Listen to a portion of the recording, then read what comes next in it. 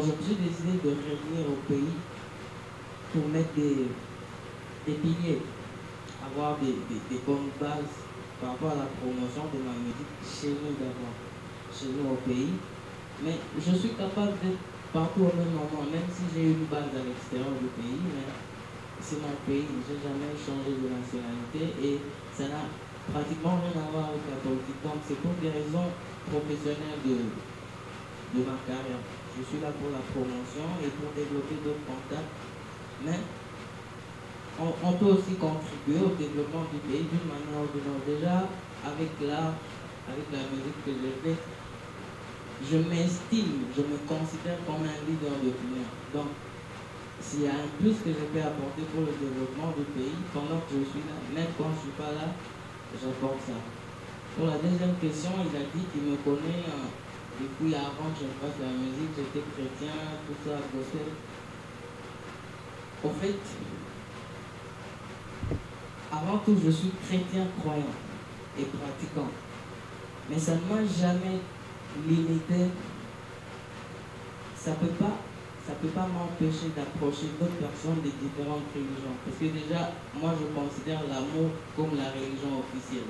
La religion qui nous lie, nous tous. C'est juste que j'avais pas voulu que je sois le genre d'artiste qui soit seulement écouté par les chrétiens. Le plus grand secret, le premier, c'est le travail. Il faut se fixer des objectifs, avoir une sorte de discipline. Moi déjà, il y a des choses que je ne peux pas faire pour privilégier mes objectifs. C'est une sorte de discipline que j'aime bien. C'est dans chaque métier, il y a une vision. Il faut avoir une vision. Tu te dis que pour atteindre ma vision, je vais faire ceci et je vais ne pas faire ceci. Et puis le plus grand secret que moi j'ai compris, que moi j'ai développé, c'est l'humilité. Moi je pense qu'il y a une force dans l'humilité. Merci d'abord de m'avoir reçu à Goma. Je suis à Goma pour la promotion de mon album et de ma musique. Parce que j'ai réalisé que Goma, c'est chez nous, mais j'étais pas trop sur les médias. Et je considère ça comme un défaut. C'est pas... il y a un ami qui un jour m'écrivait, il me disait que non, toi on te voit plus sur les chaînes internationales alors que chez nous localement tu ne veux pas te manifester. Est-ce que c'est pour dire que tu négliges ta base au profit de l'extérieur? Donc déjà, parmi mes objectifs prévus en Goma, c'était pour la promotion et puis pour permettre aux médias d'être... Donc pour me permettre d'être en contact permanent avec les médias locaux de chez nous. Et donc, par rapport à la réalisation de mon album, depuis les travaux de finissage de mon album jusqu'au lancement, donc j'aimerais rester ici pour une sorte de promotion. Mais aussi, j'essaie un peu de changer le système de... Je suis en train d'essayer de changer mon système. Je vais quitter du système anglophone au système francophone parce que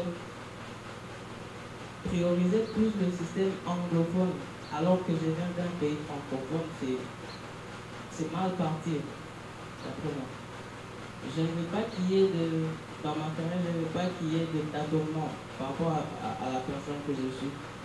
Alors, rentrer au pays va me permettre de savoir comment fonctionne le système artistique de chez nous pour développer plus de stratégies, même dans la promotion de mon album. Donc je reviens vraiment au pays pour bosser sur beaucoup de choses, même sur ma façon aussi de contribuer. Moi je vais vous informer que la musique de Goma évolue déjà. Par exemple, quand nous sommes partis à The Voice, il y avait 5 candidats congolais de l'AMDC. Et parmi les 5, 3 sont venus de Goma, dont je fais partie. Il y avait Tissan, René et moi. Déjà 2 venaient de Kinshasa et 3 venaient de Goma. Et aujourd'hui, après The Voice, sur le top 5 des talents qui émergent après la compétition, le top 5, déjà il y a 2 qui viennent de Goma. Il y a Tissan, il y a moi. Il y a l'autre du Cameroun, Fulbert, il y a Elodie de la Côte d'Ivoire, il y a Daddy Poslim je crois, au Madagascar. Donc, déjà Goma, Goma, c'est une ville, même par rapport à toute la RDC.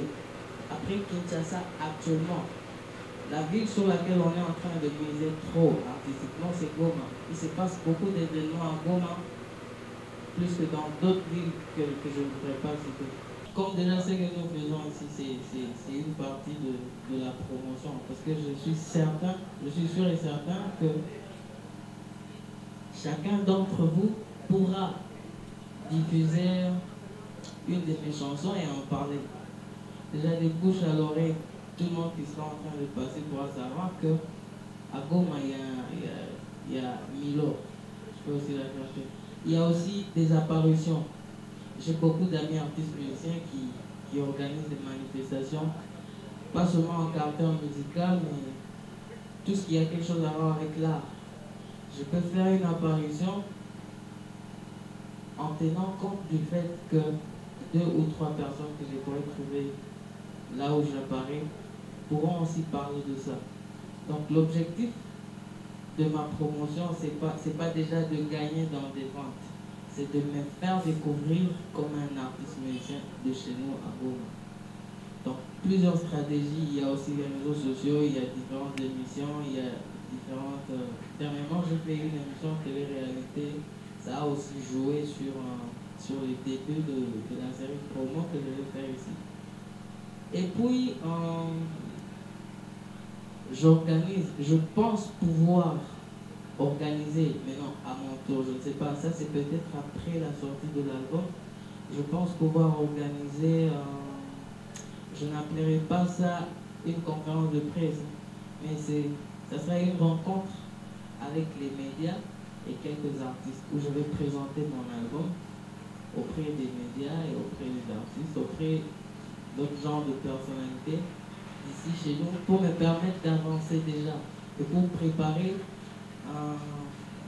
la série de tournées que nous allons devoir programmer au pays qui pourra aussi passer par nous. Dans chaque parcours vers le succès, il doit y avoir des répétitions d'échecs. On échoue. Toute personne que vous avez vu réussir aujourd'hui, il a au moins échoué 10 fois, au moins. Donc, moi, à chaque fois que j'échoue ou à chaque fois que je ne parviens pas à atteindre quelque chose que je suis, je ne croise pas les bras, je n'abandonne pas. Il arrive des fois que tu te dis, maintenant là, je pense que la meilleure des options, c'est d'abandonner. Puis tu te poses encore une autre question. Pourquoi je vais abandonner alors que tout ce temps que j'ai passé à commencer jusqu'à aujourd'hui, je l'ai sacrifié avec mon âme? Bon, déjà, avoir l'intention d'abandonner, ça arrive à tout le monde en art. Il y a bien sûr ceux qui abandonnent. Mais moi, je ne pense pas pouvoir abandonner. Je sais qu'il y a aussi d'autres choses qui m'attendent où je pourrais échouer. C'est pas que je réussirai jusqu'à la fin. Il y a des choses où j'échoue. C'est juste que c'est que nous ne parvenons pas à faire, nous n'exposons pas ça. Moi, je ne peux pas te dire que il y a un artiste, parmi les artistes qu'on a cités, qui m'avait refusé de monter avec lui sur la scène et qui plus tard a accepté que je monte avec lui sur la scène. Donc, ma motivation, quelque part, c'est la série d'échecs qui m'arrive. C'est l'une des choses qui me pousse à dire que non, je dois prouver à moi-même et peut-être à la personne qui m'a empêché, qui m'a barré la route, que je peux faire mieux. Parlant de la grandeur et la célébrité, ça dépend de comment chacun interprète ça. Tout le monde peut être célèbre. Je pense que si quelqu'un commençait à marcher nu depuis le gouvernorat jusqu'ici, quelque part il va booster son sens de célébrité. Je pense que la célébrité, c'est le fait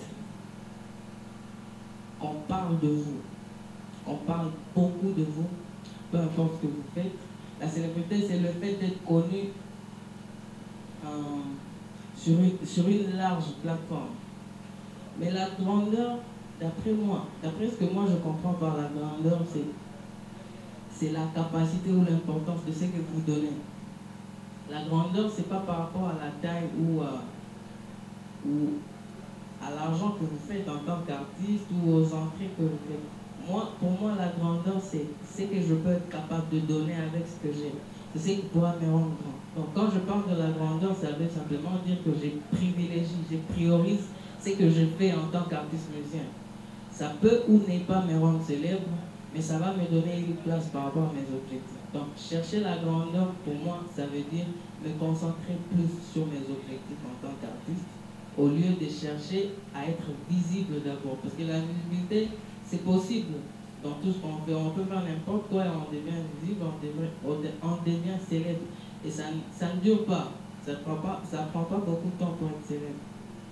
Si je dois faire la promotion à Goma, et si je vise une cible quelconque par rapport à Goma, je vais devoir me conformer à tout ça. En tant qu'artiste, je sais que je suis enregistré à la Socoda, je bénéficie de mes droits d'artiste. Donc, si dans la structure de Goma, on accepte qu'une chanson pour un artiste coûte 200 francs, et que ça me rapporte mes revenus en tant qu'artiste avec des droits d'auteur, eh bien, je marche avec ça comme ça. Peut-être avec beaucoup d'autres artistes, quand on pourra siéger avec des plateformes qui sont habilitées à gérer ces secteurs, avec des rendements aussi que l'art pourra donner à la société, on pourra siéger avec d'autres artistes et dire que non, on peut passer de 200 francs pour une chanson peut-être à 500 francs. Ça peut venir avec le temps. Mais moi, je ne peux pas me dire que non, ici c'est 200 francs, moi, ma musique c'est 500 francs ou rien.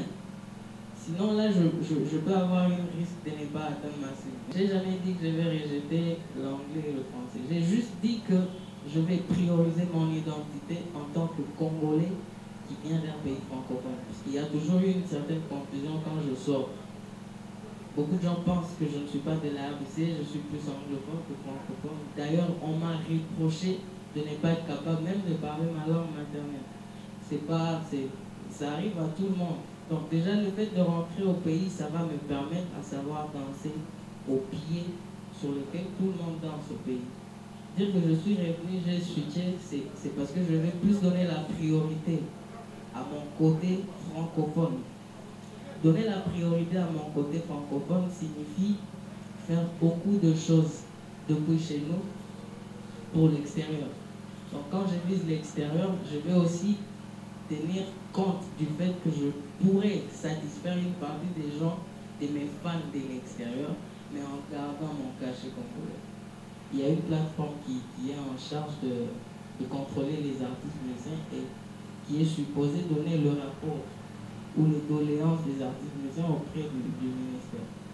Je pense que cette plateforme devait mettre en marche certaines stratégies ou même se donner la peine de rencontrer le service qui est en charge de ça pour valoriser un peu ces secteurs. Je pense que la musique, c'est l'un des secteurs au Congo qui peut apporter plus. Je suis très convaincu. Si on aligne toute chose à sa place, la musique, c'est l'une des disciplines qui pourrait rapporter au Congo beaucoup d'argent. On a déjà une place en Afrique par rapport à la musique. Donc, si les artistes se disent qu'ils vont mettre en place des stratégies en connexion, en contact avec le gouvernement, on peut avoir une bonne chose. J'espère avoir répondu à votre question. J'ai beaucoup d'idoles, j'ai un mentor. Je fais déjà le style de musique connu comme Afro-Jazz. Voilà. J'exploite plus la guitare et les pianos avec des percussions. Donc déjà mon mentor dès le bas âge, dès le fait commencement de ma carrière, c'est Fulo Kwakanda. Jusqu'aujourd'hui, il est mon mentor. D'ailleurs, il est en train de devenir mon parrain. Parce qu'il s'est développé une sorte de lien entre lui et moi. Il y a certaines manifestations où il peut facilement m'appeler. Donc, c'est quelqu'un qui pense que je peux aussi avoir un truc à donner. Lui, c'est mon mentor. Mais j'écoute beaucoup de musique, surtout la musique indienne. Moi, j'écoute plus la musique indienne et la musique arabe. Genre, tirer des inspirations. C'est pas forcément du plagiat, mais je pense que par rapport à ma carrière, quand j'écoute ça, je me retrouve. Mais à part ça, j'écoute beaucoup de musique, j'apprécie beaucoup de styles et j'écoute trop. J'écoute tellement trop que c'est difficile pour moi tout de suite de me dire que mon idole c'est tout. Parce que quand vous parlez d'idole, vous parlez de là d'où je tiens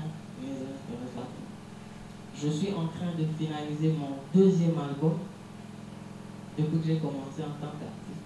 Le premier album, je l'avais fait, mais pas au profit financier. Je l'avais fait pour que je l'exploite pour une cause des enfants orphelins. Mais je pense que ça n'avait pas eu plus d'impact, ça n'avait pas eu aussi d'impact que je voulais que ça puisse avoir. C'est pour ça que j'ai décidé de reprendre certaines chansons de l'ancien album et de les remettre dans le titre de l'album, c'était Parcours. Et mon prochain album, c'est Trust. C'est un mot anglais qui veut dire croire, ouais. Trust. Donc, dans l'album Trust, j'ai décidé de reprendre certaines chansons que j'avais utilisées. Et même avant avant ma carrière solo, j'évoluais dans un groupe où on avait fait un autre album. Un premier album qui s'appelait Hymne Sacré. C'est juste Hymne Sacré. C'est juste que la différence, c'est que l'album là était totalement gospel. Parce que j'ai évolué dans un groupe gospel. Donc, c'était un album gospel. Il y avait une chanson qui parlait de la paix, mais ça avait des liens avec le gospel.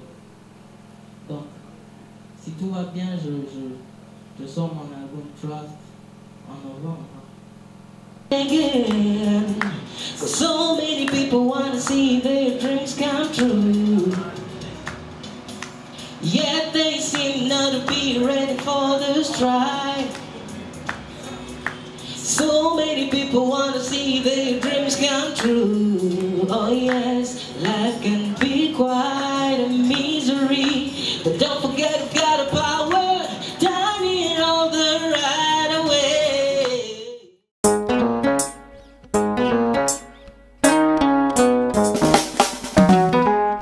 Life does not give you what you deserve, but it gives you what you fight for.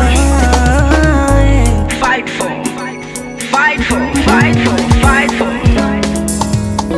Wakati vijana wengi wanaponda mda, wewe kaza mwendo, enda zako shule. Kesho yenu ndiyo itaweka tofauti, yeah. Ikiwa bado pata zako hazikuruhusu kuishi maisha ambayo unatarajia, enda pole pole we. Kila kitu chini jua ina bei yake. Amka sasa, kaza mwendo na upiganishe, usikate tamaa. Tafuta njia, fikiri namna gani utaweza kufikia lengo lako. Don't you worry, poursuis ton chemin. Pole pole. Don't you worry, un jour ça ira. Pole pole.